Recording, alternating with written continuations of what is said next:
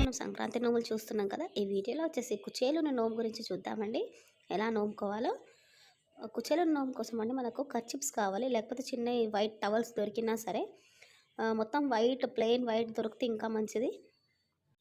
చూడండి మీకు ఎలా దొరికితే అలా అయితే కర్చీఫ్స్ కానీ చిన్న టవల్స్ కానీ తెచ్చుకోండి. 13 కావాలి. అలాగే అటుకులు కావాలి కొన్ని.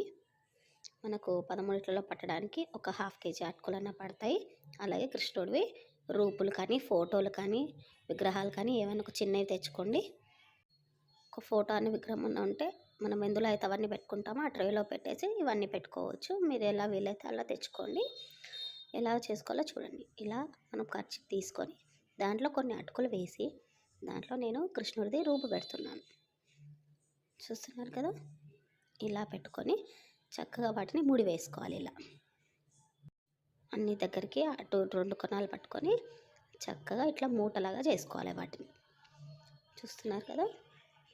2 కొనాలు పట్టుకొని ముడులు వేసేసుకోవాలి. ఇలా అన్నీ ఇలా 13 మనము చిన్న చిన్న మూటల్లాగా తయారు చేసుకోవాలి. కుచేలుడు అటుకులు తీసుకొస్తారు కదా కృష్ణుడి కోసం, అందుకోసం అని చెప్పి ఇలా మూటల్లా కట్టుకొని మనము నోముకోవాలి. ఒక గౌరమ్మని పెట్టి నోముకోవాలి.